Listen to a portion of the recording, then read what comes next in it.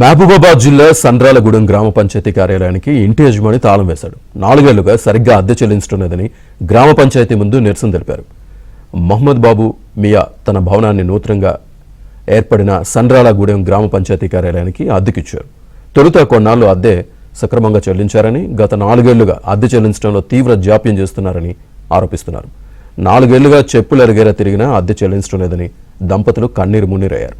ఇప్పటికైనా ఉన్నతాధికారులు స్పందించి బకాయిలను చెల్లించాలని కోరుతున్నారు.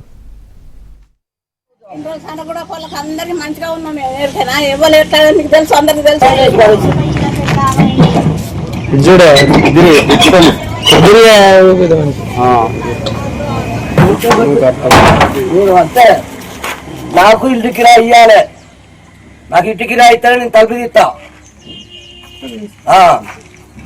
4 సంవత్సరాల కిరాయి ఎవడవుతాడు?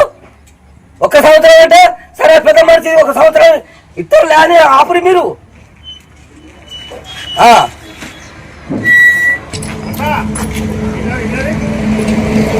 మాకేమొద్దులేదు లాలింపులు బూలింపులు మాకు వద్దు. కానీ ఇప్పటితో మీరు చనిపోని మాయగాని మాకు అస్సలొద్దు.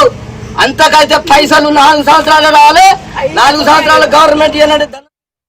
ఇది నా బిడ్డకు కొనిచ్చిన ఇల్లు జాగా, నా బిడ్డ పెళ్లికి కొనిచ్చిన అల్లుని కట్నం కింద కొనిచ్చి తర్వాతకు అప్పుడు పెంకటీలు ఉండే, ఆ పెంకటీలు ఇచ్చిన తర్వాతకు మళ్ళీ 2 రూములు పెట్టి టాప్ పోయించినాక వాళ్ళకి 2 పిల్లలు అయ్యారు. 2 పిల్లలు అయినాక వాళ్ళ అమ్మ చనిపోయింది. మా బిడ్డ చనిపోయినాక మా అల్లుడి కోమని తీసుకుపోయాడు. నేను మా ఆమె 2 కష్టపడి వాళ్ళకి చేస్తాను. ఏదో వాళ్ళకు ఉపాధికి వస్తాయని ఈ ఇల్లు కిరాయికి ఇచ్చిన, ఆఫీసుకు కావాలంటే. గ్రామ పంచాయతీకి ఇచ్చినాక వీళ్ళు ఇంత మాత్రం ఏది పట్టించుకుంటలేరు.